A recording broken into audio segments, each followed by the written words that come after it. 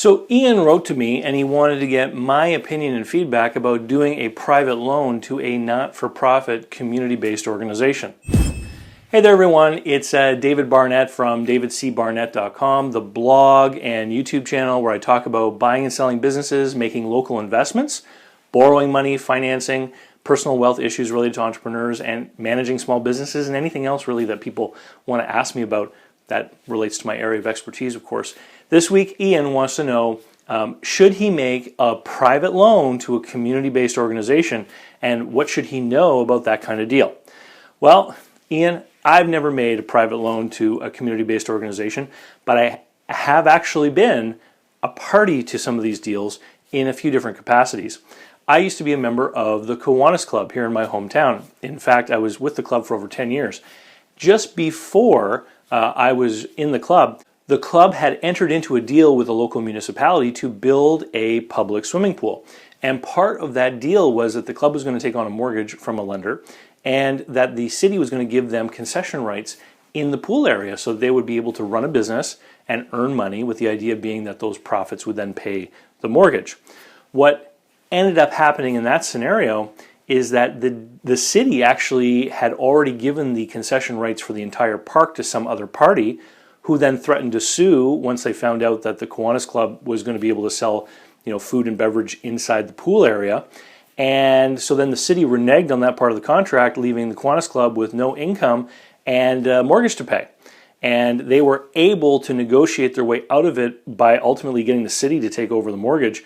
But they were left afterwards with a policy in the club that they would never again engage in multi-year commitments because of the nature of the organization. It's a collective brotherhood. It's a service club that tries to do good things in the community. So the other deal that I've been sort of observer of was another service club here in my hometown who ultimately ended up failing. They took on a 30-year mortgage on a community center, a nice big building that was used by a lot of different groups, and they financed their mortgage with a bingo. And what ended up happening, which is happening a lot with these service groups, is the average age started to get older and older and older in the group, and the membership started to shrink, and they were unable to carry out their fundraising activities, and they were no longer able to pay the mortgage. Again, what happened in that scenario is the local municipality ended up buying the building by taking over the debt that was outstanding and turning it into a Parks and Rec facility, basically. The third time I was involved in any kind of group like this was a church that was seeking out financing back. We're going back about 10 years now. When I was a finance broker, I was approached by a congregation who wanted help to find a mortgage to expand their church building. I was introduced to a very interesting world of analysis.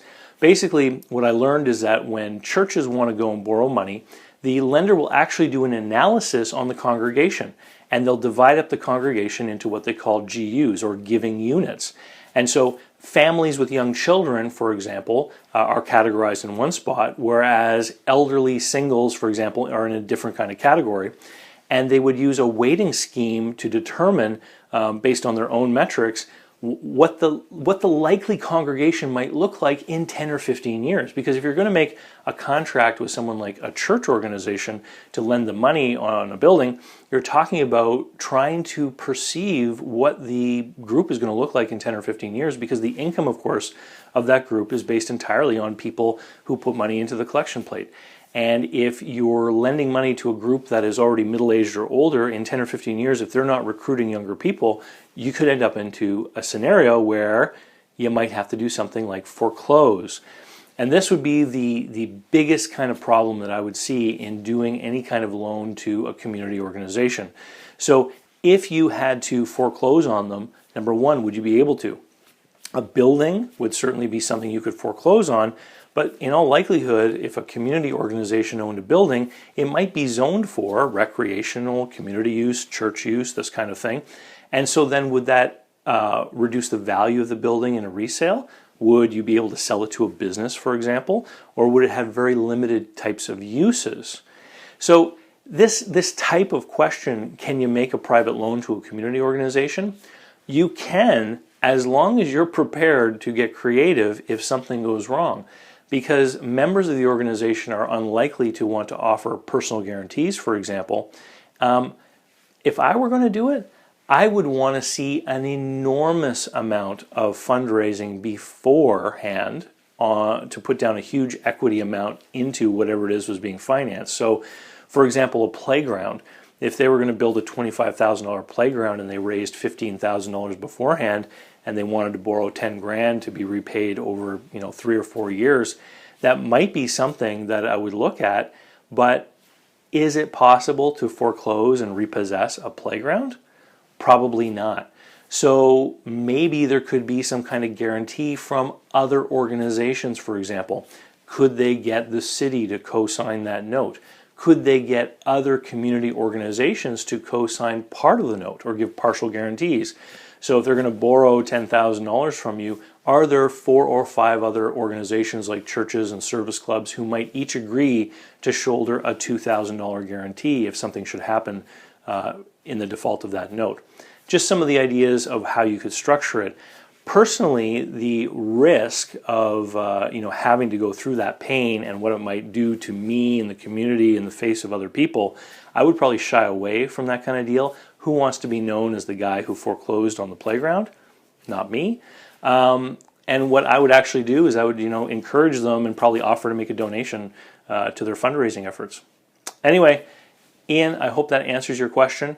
It's the most insight I have into that kind of deal.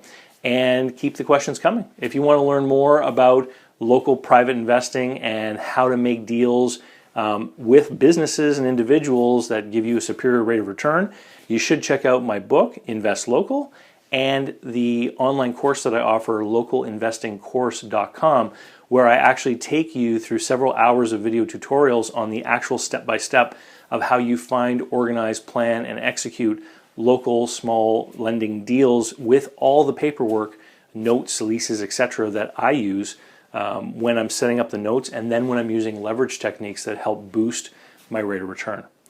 Thanks, and we'll see you next time. Don't forget to come over to David C. Barnett and sign up for the email list so you get the videos before everyone else. And of course, you get access to all the special offers and notices of my live events. Thanks, and we'll see you next time.